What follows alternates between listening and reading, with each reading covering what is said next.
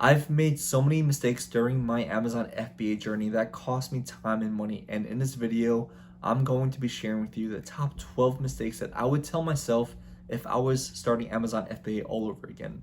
Please avoid these mistakes. In my channel, I share my Amazon FBA journey, also Amazon FBA tips, so if you enjoy my content, be sure to subscribe and hit the notification bell for when I post a new video every week.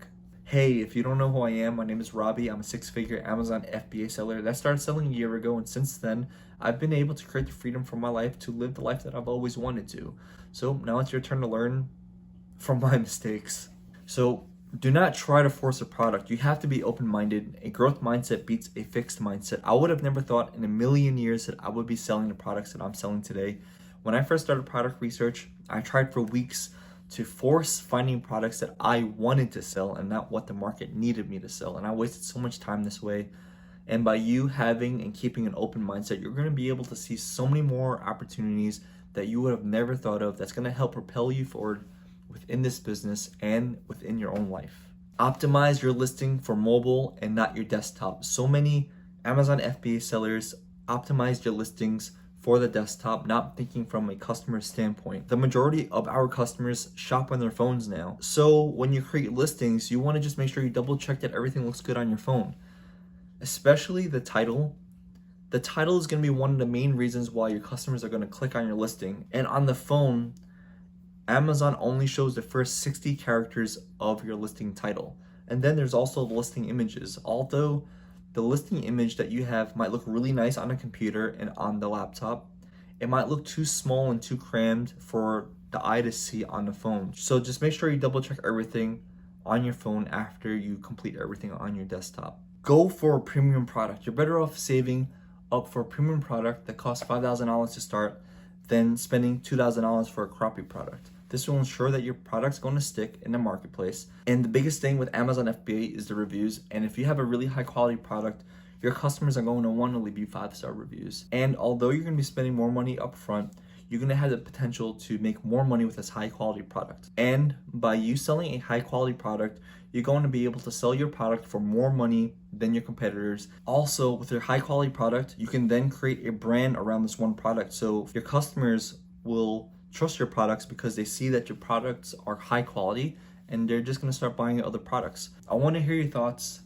Let me know below what your biggest concern is going into this business, and let's figure it out together. Know your product dimensions. You have to know the exact dimensions of your product. This includes final packaging. Amazon has a machine that uses lasers to measure your products, and whatever that laser reads is what they're going to charge you for storage and for fees. And you have to make sure the poly bag around your product is airtight sealed, because if it's loose, Amazon's going to charge you that additional length of that poly bag for fees, even although your product might be a lot smaller than that additional length that they're charging you for. And if your product is larger than you anticipated, Amazon's going to charge you a higher tier of fees than what you thought you would have. So let's say your product was at a large standard size, which is like $9 in fees, and then with that loose poly bag, Amazon's going to charge you the next tier up, which is an oversized product, and that's like $15 in fees per unit that you sell. So that might be more than your profit right there. And this happened to me. One of my products, I sent it to Amazon. I thought the fees were going to be $9, and Amazon charged me $15 per unit when I was selling it. And I was like, what the hell's going on? And I ordered my product to see what was going on, and I saw that the poly bag was loose around the product. So there are two things that you can do about this. One is you could have your poly bag sealed airtight around your product, or maybe you could have it vacuum sealed, which is like space bags for your clothes, like how they make it really, really small from sucking the air out of the bags. Or two, try to create your product a little smaller than you thought. So if you make it like even like half an inch smaller on each side, you could potentially go in a lower tier of fees and pay less money and make more profit. Don't go for a product that's potentially hazardous. You can do it, but there's going to be a lot of complications. I have a product that I knew would be potentially hazardous, but I saw such a great opportunity with it that I went for it anyway. You're going to get flagged from Amazon from this, and you're going to have to get a lot of tests done, and you potentially get banned for these kind of products. My product got banned for a few weeks because of reviews stating hazards. You're going to get a lot of bad reviews because of the potential hazards of this product, and these products are really volatile. So imagine you're sending $15,000 worth of inventory into Amazon, and while that's happening, your product just gets banned, and now you're stuck with $15,000 worth of inventory. So if I were you, I'd just stay away from these products because you don't have to worry about those complications, and your journey can be really simple and easy with Amazon FBA. Know your exact profit. Include every single fee that's going to go into the cost of your product. A lot of sellers do not include advertising and storage fees in their profits, and in the end, you're gonna have to pay for this, right? So don't just do a rough estimate, because in the end, you're gonna screw yourself, and maybe you're gonna start losing money because you didn't want to do every single little detail. You wanna go for something that's at least 100 ROI and at least 25% margin. 100% ROI, because every single time you sell your product, you're gonna be able to make double your money back, and at least 25% margins, because you don't want to go for anything too low, because your estimates could be a little off and you can make less profit than you think you would have. And also, you might spend more money on advertisement than you thought you would have. If you go for a product of, let's say, 10% profit margin, you won't have much play on how aggressive you can go with your advertisement. Also, if your calculations are a little off and you're at a 10% profit margin, you can start losing money really easily. So that's why I want to go a little higher, because you might make a little less than you think you would have. If you've gotten this far into the video and you like this video so far, smash that thumbs up for me. I really appreciate it. Do not send too much inventory into Amazon, especially with the new inventory limits intact.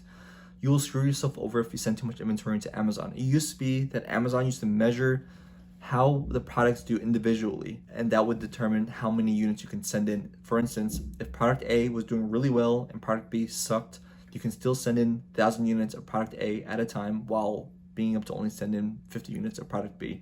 But now Amazon combines all the metrics of how all your products are doing all together.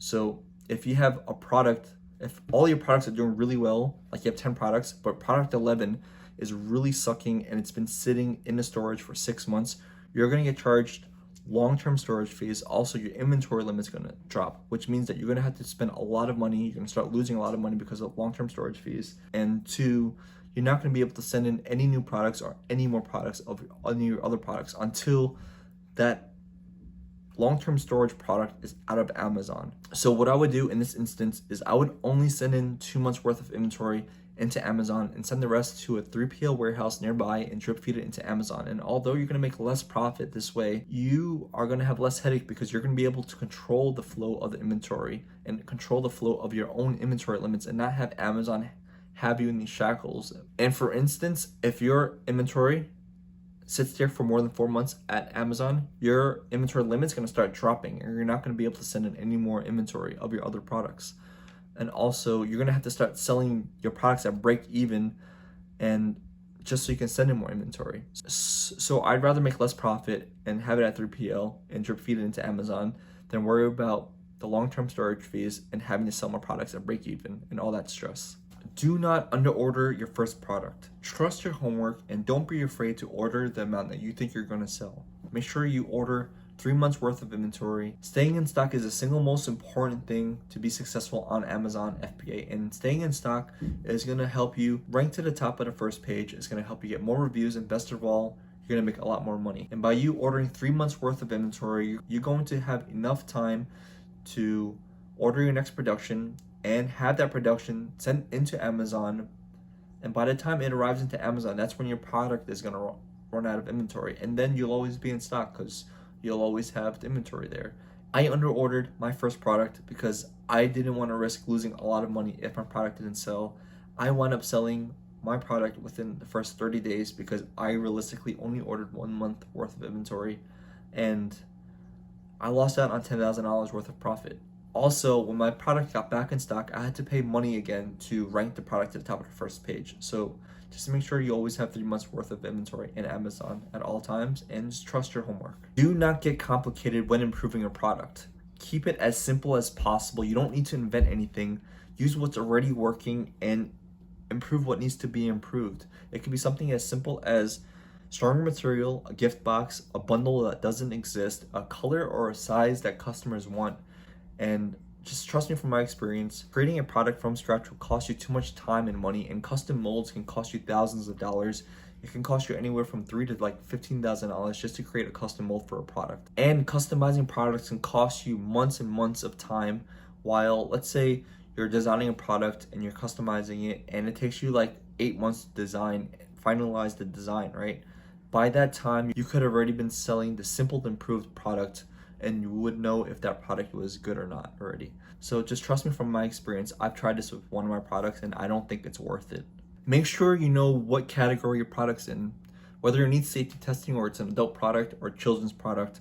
Some products, Amazon does not allow advertisements to be run on their platform, which means that it's going to be really hard for you to rank those products onto the top of the first page or rank them at all. You want to stay away from patents, hazardous, and high liability products. If you have a feeling that you're going to have any kind of testing done for these products or needs any kind of special attention, I would just stay away from these products. Trust me from my experience, especially for your first product, nobody's going to tell you what you can and what you cannot sell on Amazon and what needs testing. You have to do all that research by yourself, and you're going to have to know by yourself what you can and cannot do with these certain products.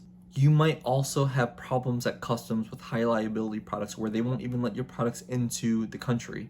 You also have a higher chance of getting sued or getting banned from Amazon with these products. But if you want to pursue these products, you're going to have to know every single test that need to be done, all the markings that need to be added to the packaging, like choking hazards or warning signs or cautions and stuff like that.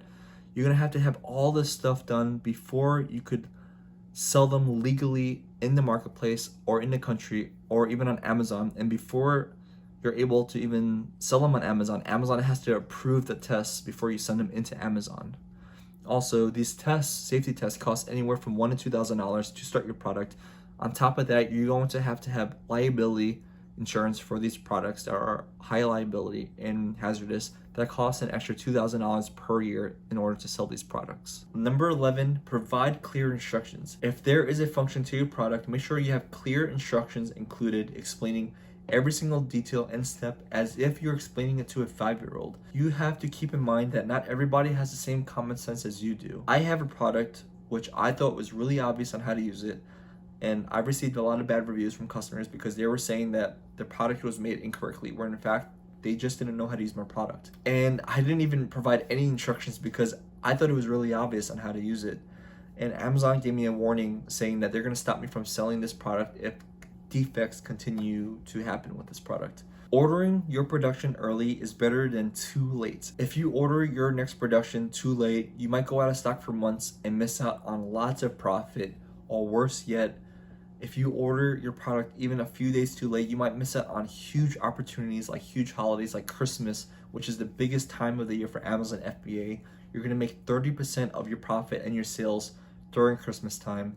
And this has happened to me. Last year, I ordered my product a little too late. I ordered a few days too late and I totally missed out on Christmas because I was trying to calculate the timing correctly and collect enough data for me to know how many units to order for Christmas time. And from this happening, I totally missed out on Christmas and I lost out on $50,000. And just know that if you order your products too early, you don't have to send it into 3PL or into Amazon right away. You can always store it at your supplier's warehouse for a few weeks or a month and then let them send it out when you're ready to send it out. Because most of the time, if you have a really good relationship with your supplier, they're gonna let you keep your inventory at their warehouse for a while, especially if you pay for the inventory already. And just know that early is better than late. Now you know all the mistakes that you need to avoid when starting your Amazon FBA business. If you avoid all these mistakes, you're going to be able to skip many months and years of mistakes that others would make over and over again. That's going to help you propel forward in your Amazon FBA business. And if you have any more questions, I have a Facebook group where we discuss everything Amazon FBA. So if you'd like to join, the link is in the description below. I really hope you enjoyed my video. If you like this video, be sure to hit the like button and subscribe to my channel. And if you haven't checked these videos out, make sure you do so. It'll help you a lot, and I'll catch you soon. Take care.